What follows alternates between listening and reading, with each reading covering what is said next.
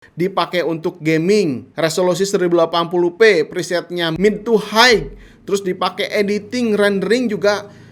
Assalamualaikum teman-teman, saya Randy Ada, Sekilas IT. Video kali ini saya akan berikan rekomendasi prosesor low to mid, harganya di bawah 3 jutaan, AMD maupun Intel ya. Tidak hanya prosesor aja, saya akan sarankan motherboard dan PGA card-nya juga gitu, tambahannya aja ya. Dan si prosesor ini tuh menurut saya masih tetap worth it kalau kalian nanti beli di tahun 2023. Bahkan bisa diandalkan untuk beberapa tahun ke depan. Untuk gaming, untuk editing, tentunya ini masih sangat bisa sekali ya. Dengan formasi yang sekarang yang udah hadir seperti Intel generasi 13-nya, Ryzen udah ada 7000 seriesnya, tetap prosesor di bawah 3 jutaan ini masih siap diandalkan ya. Jadi untuk kere-hore atau yang sekarang masih nabung uangnya gitu kan, siap-siap aja. Di 2023 kemungkinan ya si prosesor ini tuh akan ada penurunan harga ya, meskipun sedikit tapi ada lah ya. Oke, prosesor yang pertama di sini ada Intel Core i3 10105F. Dia punya 4 core, 8 thread, TDP-nya hanya 65 watt saja, boost clock-nya up to 4,4 GHz. Nah, di harga yang ditawarkan sekarang 1.100.000-an ini ya, prosesor dengan Intel generasi 10 refresh ini punya performa yang sangat baik sekali untuk gaming atau editing. Tapi untuk di resolusi 1080p settingnya tuh low to mid lah ya, karena paling pas menurut saya disandingkan dengan PGA card GTX 1650. Nah ini paling pas banget kalau misalkan kalian punya budgetnya 6 juta ke bawah lah ya, pakai Intel i3 10105F. Motherboard yang saya sarankan pakai H510 aja ini udah lebih dari cukup, asalkan pakai NVMe aja atau SSD ya untuk storage-nya. Nah ini nantinya kalau ditancapkan GTX 1650 untuk main game di resolusi 1080p low to mid, ini masih sangat lancar sekali. Dipakai editing juga tetap kenceng-kenceng aja ya. Harganya nggak terlalu mahal, performanya siap diandalkan. Oke, itu yang pertama. Terus yang keduanya di sini ada masih dari Intel juga, i3 12100F ya. Dia sama ya, punya 4 core, 8 thread juga, speednya up to 4,3 GHz. Tapi teknologi yang dihadirkan di sini udah lebih kenceng, udah lebih baru dibandingkan si Intel Gen 10 refresh tadi ya. Udah masuk ke Intel generasi 12 dan dia tuh udah support memori RAM 3200 MHz. Jadi kalau misalkan ditancapkan di motherboard H610, dia tuh punya sama-sama LGA 1700 ya. Soket LGA-nya ini udah berubah dari Intel Gen 10 tadi ke Intel Gen 12. Intel Gen 12 ini sudah menggunakan LGA 1700, jadi motherboardnya juga harus diganti H610.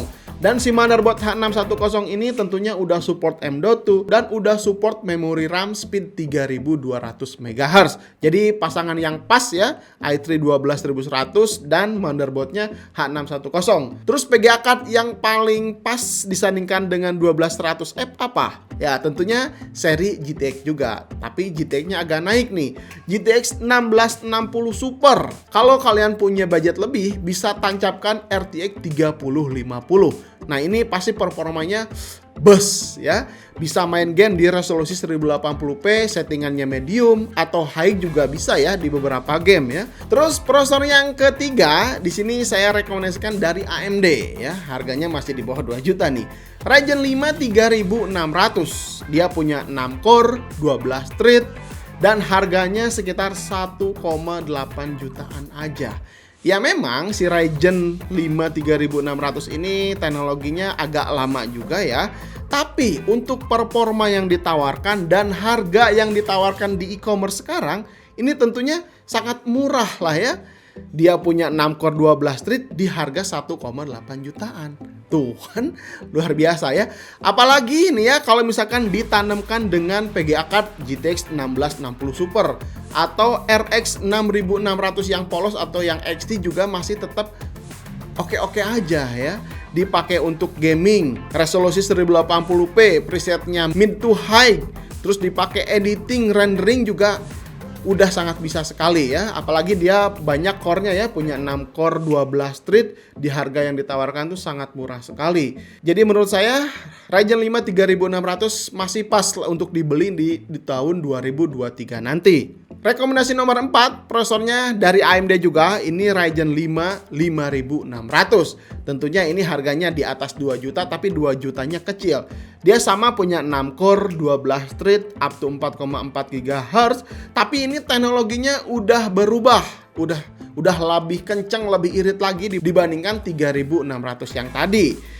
Dia tuh udah punya teknologi 7 nanometer dan harganya ketika saya lihat di e-commerce tuh sekitar 2,2 jutaan aja. Ini bedanya tipis tapi performanya udah semakin jauh ya dibandingkan 3600. Jadi kalau misalkan kalian punya uang lebih mah mending beli Ryzen 5 5600 aja. Dan tentunya motherboardnya masih tetap bisa menggunakan soket AM4 B550, misalkan sama seperti Ryzen 5 3600 yang tadi ya. Di harga Mobo B550 tuh mulai dari 1,1 juta sampai 1,8 jutaan. Nah ini biasanya punya VRM cukup bagus ya, dibandingkan kalau misalkan kalian beli Mobo seri 400 B450 gitu kan. Ya udah mending sekalian aja B550M yang harganya tentunya udah murah lah untuk saat ini. Terus dukungan memori RAM seperti overclock, memori RAM, overclock prosesor, tentunya seri atau platform dari AMD ini udah sangat support. Ryzen 5 5600 bisa di overclock, terus memori RAM di soket Mobo B550 juga bisa di overclock juga. Jadi kelebihannya kalau misalnya kalian memang berencana pengen latihan untuk overclockan gitu ya, pakai platform dari AMD gitu. Apalagi untuk main game 1080p Ultra editing mah udah sangat libas sekali lah ya. Kalau kalian ditancapkan dengan PGA RTX 3060 Ti ke atas atau RX 6700 juga masih oke-oke aja gitu ya. Oke, itu yang keempat. Terus yang kelimanya di sini ada Intel Core i5 12400F. Dia udah punya 6 core 12 thread, tapi teknologinya ini yang udah lebih maju selangkah ya. Si i5 12400F ini udah support memori RAM DDR4 maupun DDR5. Nah, gitu ya. Jadi kalau misalkan kalian berencana nanti untuk upgrade ke depannya mau pakai Mobo DDR5 gitu kan. Nah, si 12400F ini masih tetap support. Wah, ini kerennya ya. Tapi, nah memang harganya di sini lebih tinggi juga. Dia dibanderol sekarang ya untuk Desember 2022 2.739.000-an, 2.800.000-an ke bawah lah ya. Tapi ya ini cukup make sense juga ya, karena dengan teknologi yang dihadirkan harganya juga masih tetap kenceng juga gitu ya. Terus rekomendasi untuk motherboard digunakan di sini saya sarankan sih menggunakan motherboardnya seri chipset B660 yang masih menggunakan DDR4. Karena kalau misalkan kalian beli dari sekarang seri 600 atau seri 700 yang udah support DDR5, ya tentunya 12400F ini udah nggak worth it sekali. Mending sekalian ganti ke Intel Gen 13500, 13600K misalkan ya. Jadi sekalian motherboardnya udah DDR5 semuanya. Tapi kan harganya jadi lebih mahal lagi. Kalau misalkan kalian punya budget 10 juta, tentunya ya nggak cocok lah pakai prosesor 13600K gitu kan.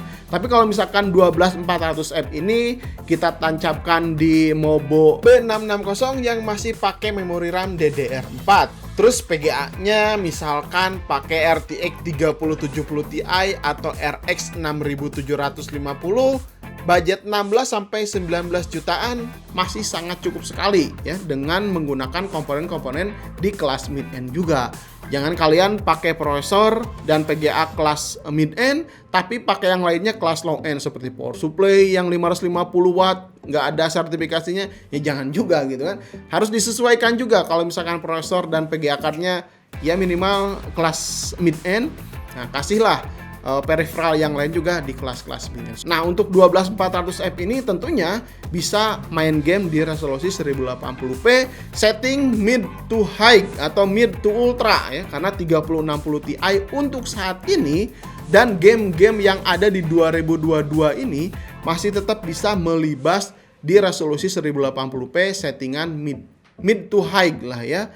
Kalau misalkan kalian punya budget lebih, tentunya masih cocok juga ditancapkan RTX 3070 atau RX 6700 XT juga masih tetap kuat ya, si 12400M ini gitu. Nah, gitu teman-teman. Jadi kelima saran atau rekomendasi prosesor yang saya sebutkan barusan tuh masih tetap aman lah untuk dibeli di tahun 2023 nanti. Oke, mungkin gitu aja. Kalau misalkan kalian mau ada yang menambahkan atau mau kasih saran, kritik atau apapun itu, silahkan tinggalkan di kolom komentar. Kalau kalian mencari rekomendasi prosesor, nanti saya juga akan simpen link-linknya di kolom komentar. Jadi kalian tinggal pilih-pilih aja atau beli di sana juga boleh gitu ya. Oke, mungkin gitu aja. Sampai ketemu di video berikutnya. Saya Randy Adha, Sekilas IT. Assalamualaikum warahmatullahi wabarakatuh. Salam teknologi.